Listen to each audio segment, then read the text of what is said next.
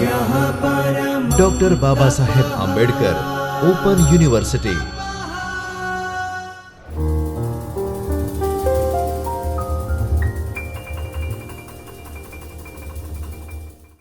Hi friends, on behalf of the Department in Journalism and Mass Communication, Dr. Babasaheb Ambedkar Open University Ahmedabad, I welcome you to this online lecture. Today we are discussing paper 8, which is on professional writing, and this is Unit 4, which is on copywriting for advertising and public relations. And these lectures, as you know, are for Master of Arts students in journalism and mass communication.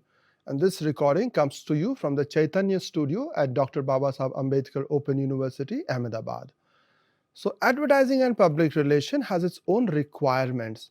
Advertising, as we know, has a certain role to perform. It is a persuasive communication by an identified sponsor about a good or a service for an audience through the mass media, and it has a particular objective. So this is communication at the end of the day.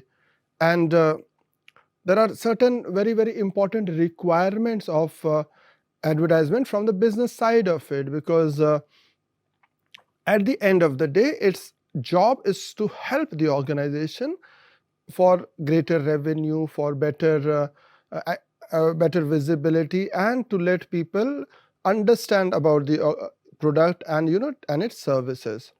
So the fundamental objective of a business, we know, is to sell its products and services, and it has to generate profits for its shareholders and for people involved with the organization. So advertising has a very crucial role in achieving this goal, because it is at the end of the day very important persuasive communication. And this is, as we know, to let them know about the product or service, and to in fact make them interested, make them aware, so that they try our product or service and they adopt our product and service. And effective advertising strategies, they not just boost sales but also enhance brand recognition and reputation. So good advertising, for example, certain advertisements, for example, you might have seen the Amul advertisements, for example. Just by looking at the logo, just by looking at those messages, you know that this is about the Amul advertisement. So it enhances brand recognition just by looking at the way the advertisement is done, or looking at the way the logo is presented. You know about the company itself. So it enhances that recognition and also the reputation.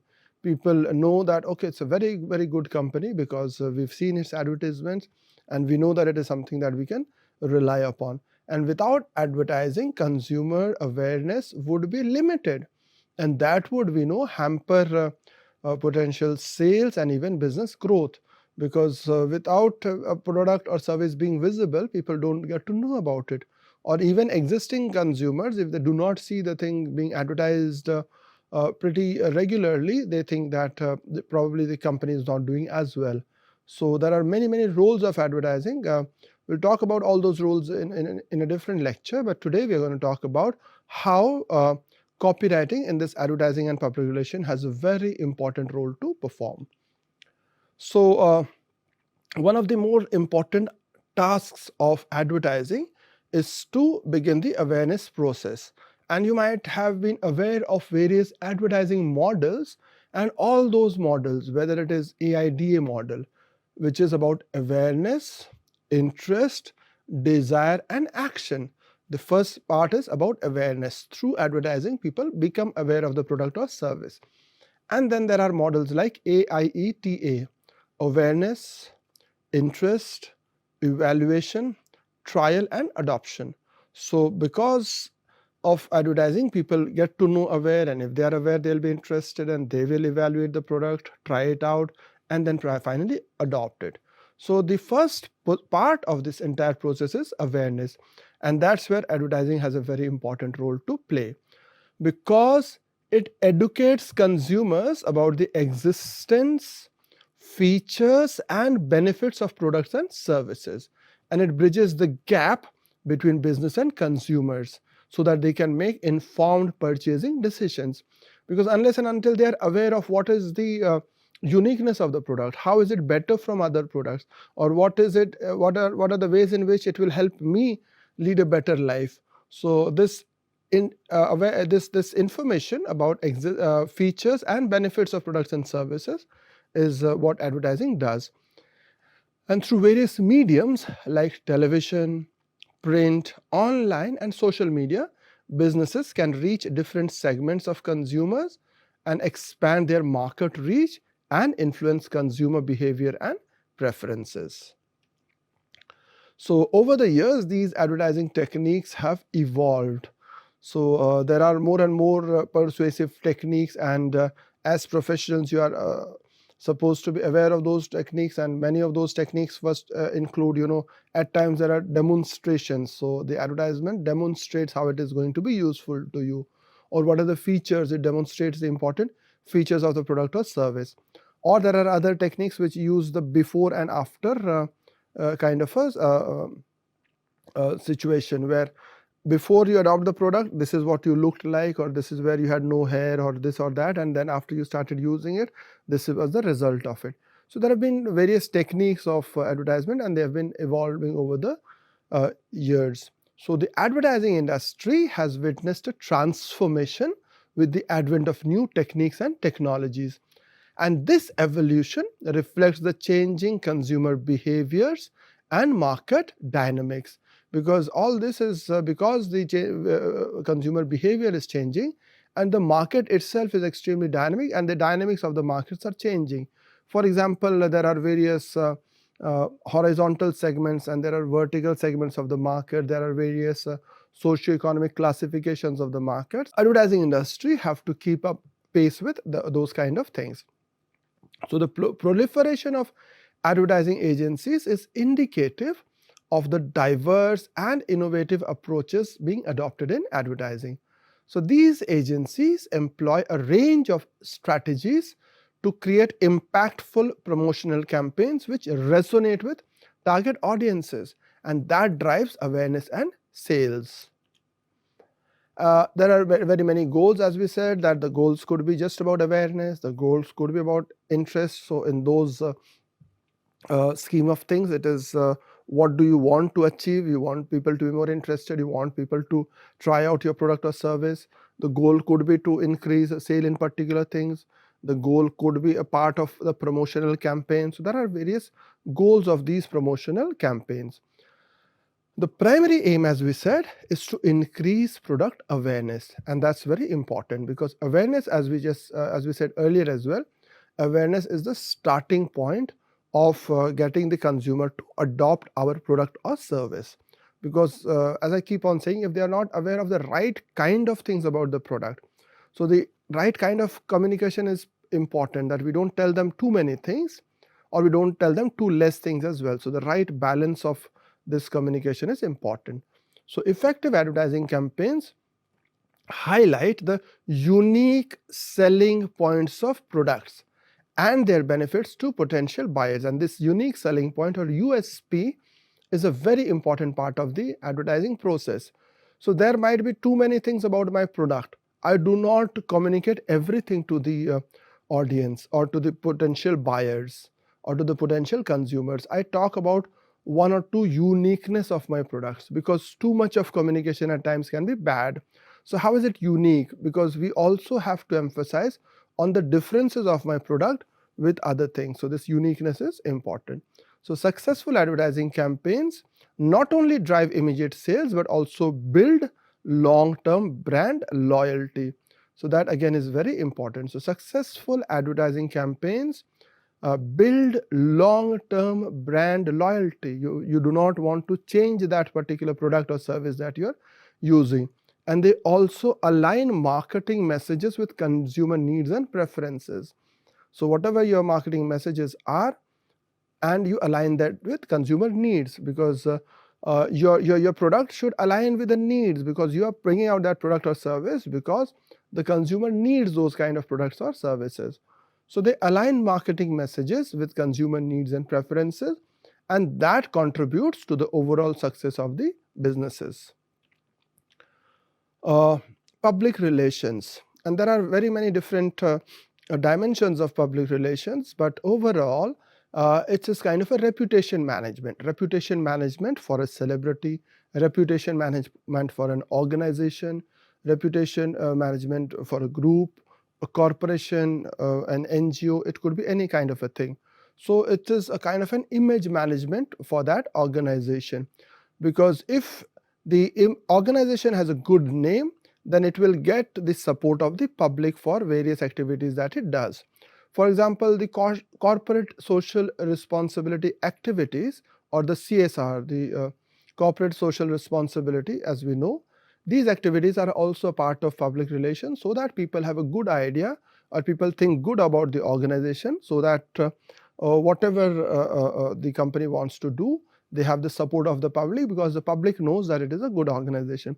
So you might know that, whenever we talk of any particular organization, if we say that okay, it is this particular organization, then it must be good, because over the years the public have been informed of the utility, or been informed about the things that the company stands for. So public relations is extremely important when it comes to image management and reputation management.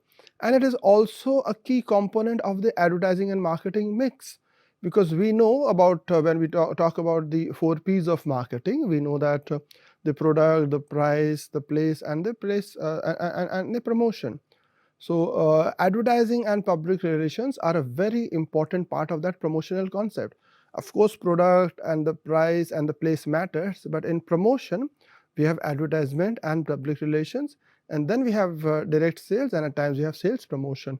So they are a very key component of the advertising and marketing mix, because as I said, it focuses on managing the public perception of a brand or business, and it often works hand in hand with advertising efforts, so that they're all working towards the same kind of objectives. So PR activities involve managing communications with various stakeholders, and that includes media, that includes the end consumers and other businesses. So the goal is to foster a positive image and reputation, which in turn supports advertising and marketing objectives. So as we said, public relations is about image management and reputation management, and this image management and reputation management supports the larger advertising objectives, because the advertising objectives could be to take sales from this point to that point.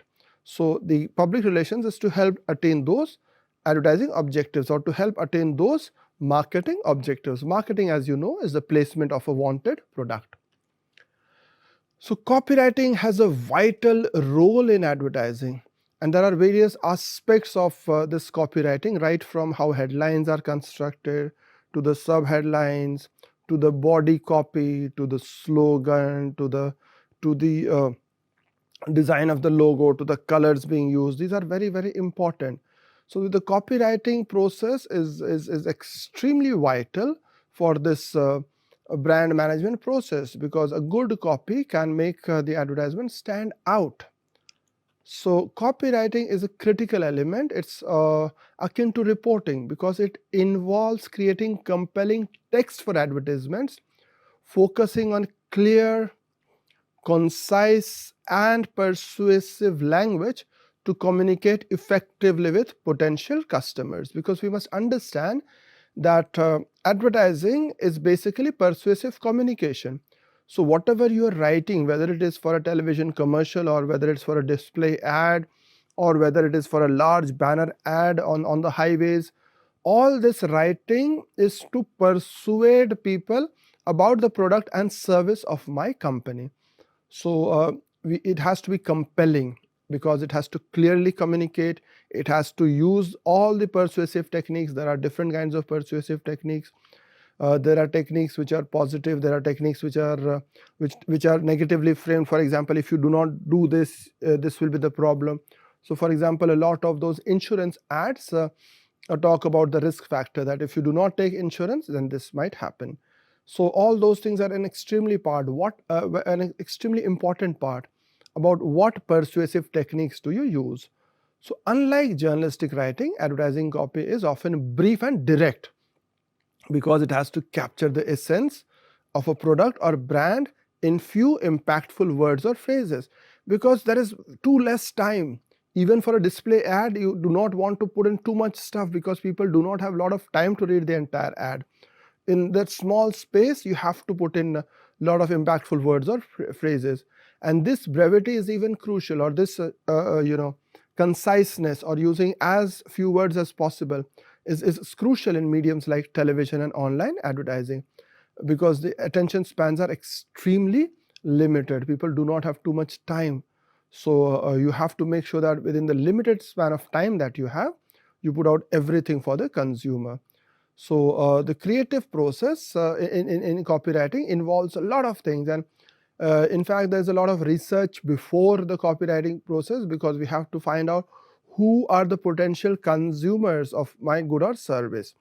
And one yardstick of finding out that who could be a target audience for my product and service is to find out who are the people who are using a similar product and service. For example, if I'm writing for a smartphone, then I must know that what are the target audiences for smartphones: young people, people with money to spend, people who want to use social media and all those kind of things. So who are their celebrities that they adore, who are their role models, and what kind of lingo that they are more comfortable with. Or if you are writing for a motorcycle, for example, it will be different. If you are writing it for a washing machine, it will be different.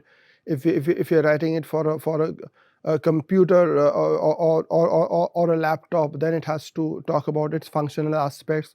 So all this is very important, whether we emphasize on the functional aspects, that these are the benefits you draw out of it, or whether we talk on the emotional aspects.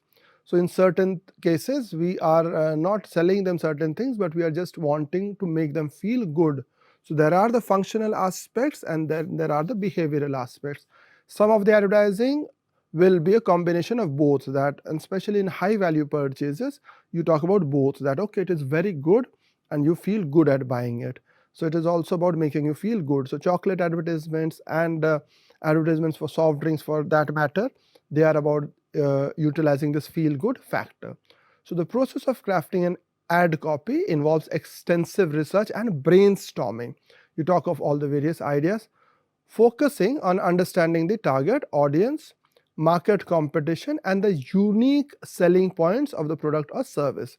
Because as we said earlier, putting out that unique selling point is very important. And inputs from various sources, both internal and external, are gathered to inform the creative process. And this collaborative approach ensures that the ad copy resonates with the intended audience and stands out in the competitive market. So what are the characteristics of an effective ad copy? Effective ad copy strikes a balance between engaging and trustworthy. First of all, engaging, so that out of all the clutter, out of all the information that you have, you choose this particular advertisement to read or to watch.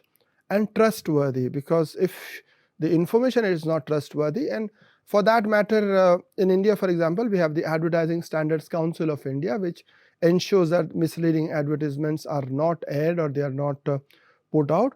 But even from the side of the creator, it's important that you are very, very clear about being as trustworthy as possible, because it should capture the audience's attention with creativity and wit. At times they are very witty, at times they are very intelligent, but again it depends on the product itself.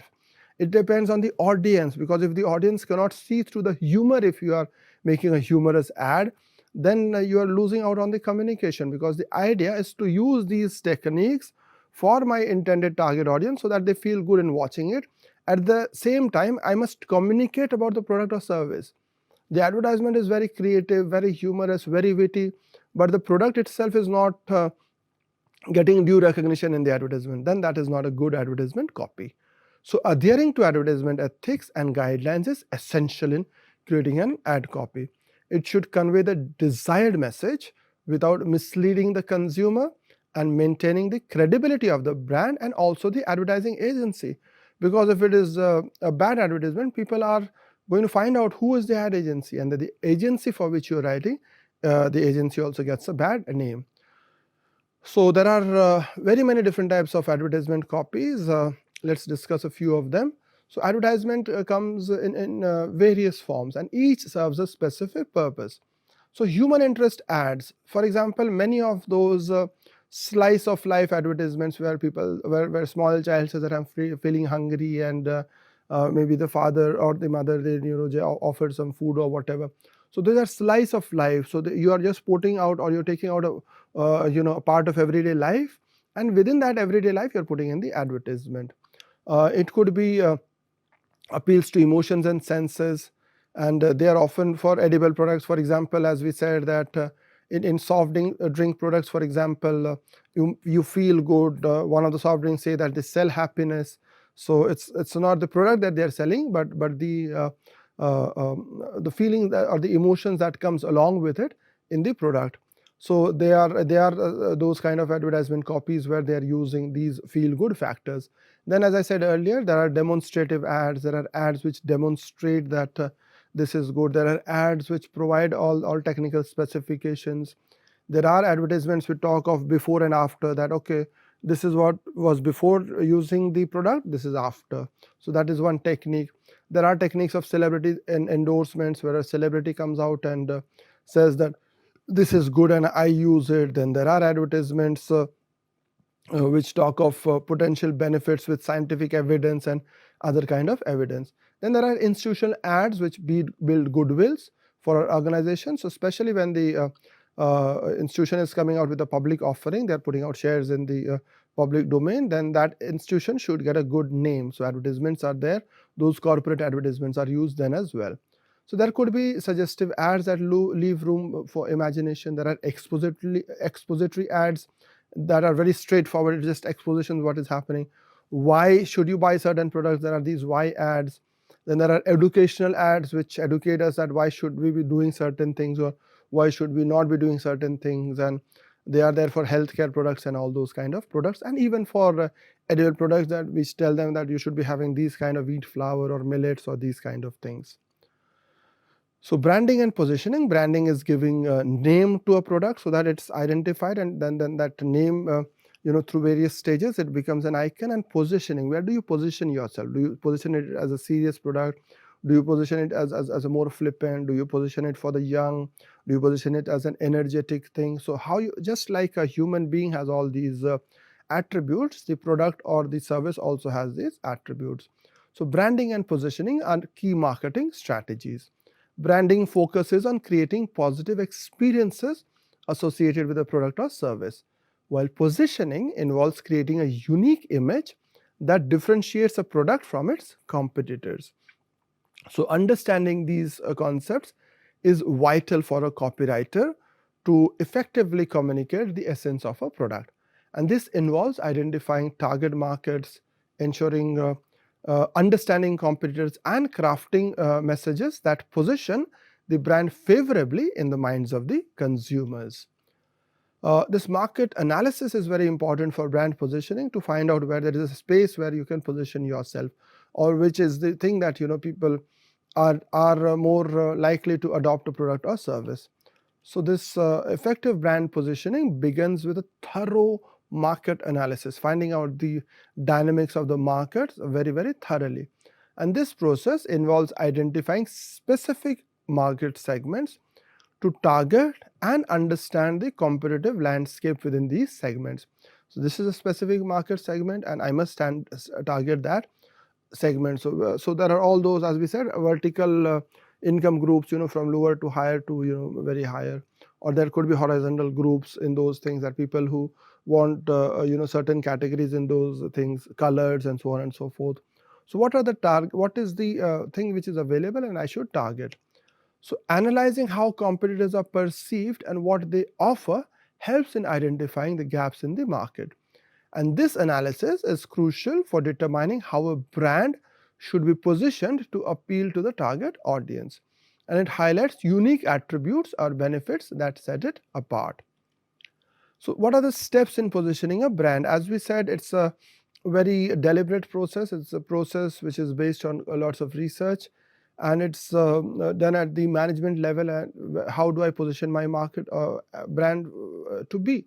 For example, even if it's a newspaper, then certain newspapers are regarded as more for a young audience. There are certain newspapers which are regarded as good for a sports audience. There are other newspapers which are regarded as good for a audience which likes to read and consume political news and so on and so forth. So the first step in brand positioning involves clearly identifying the target markets. So these are the target markets, and I must identify that this is the target market, and understanding the specific needs and preferences of those segments. So find out that this is my target segment, then these are the needs or these are the spaces where they want some support in terms of product and service, and then providing them those kind of products and services. Once the target market is identified, the next step is to develop a unique selling proposition. Because as we've said earlier, and that's very important, trying to find out, because when I talk about a product or a service, I'm not going to talk about everything about that product. For example, if there are educational institutes, many of them will say that, or there are coaching institutes, they'll say that you join my institute because see, all the toppers come to our institute. So their unique selling proposition is that they are suggesting that we have this record from the past, and that has to resonate with the audience. Because if you're talking about a uniqueness which the audience does not find effective or which the audience does not find useful, then that is not going to be successful. So you have to find out some uniqueness of the product that you're going to talk about in your advertisement in a manner in which it resonates with the audience. And this involves creating a distinct image or reputation in the market that aligns with the brand's values and expectations of potential customers. So how do you craft a positioning statement? A positioning statement succinctly articulates the brand's unique value and its intended market. It serves as a guiding principle for all marketing and advertising efforts. The statement should clearly differentiate the brand from its competitors, focusing on what makes it special, what makes the brand special, and why customers should choose it over others. So it's a blend of the brand's strengths, the need of the target audience, and the competitive landscape. So understanding the current perception of the brand, that what do people think of the brand at this point of time now in the market, is crucial for effective positioning. And this involves assessing how consumers currently see the brand and compare it to the desired perception. So this gap analysis helps in identifying discrepancies between the current brand image and the desired positioning, that this is the brand image that people have now, but we want us to be this. So this analysis informs the strategies needed to bridge these gaps, and this ensures that marketing efforts align with the brand's positioning goals. So implementing brand positioning strategies involves a consistent and integrated approach across all marketing and advertising channels. So consistency is key in reinforcing the brand's image and message. So this implementation includes a mix of advertising, public relations, social media, and other marketing tactics, all designed to consistently communicate the brand's positioning and build a strong, recognizable identity in the market. Thank you for staying along, friends. We were discussing Unit 4 of Paper 8 for the Master of Arts students in Journalism and Mass Communication, and this was about copywriting for advertising and public relations. I'll be back with the second part of this Unit 4 very soon. And this lecture came to you from the Chaitanya studio at Dr. Babasaheb Ambedkar Open University, Ahmedabad. And this is for the students of the Department of Journalism and Mass Communication. Thank you very much.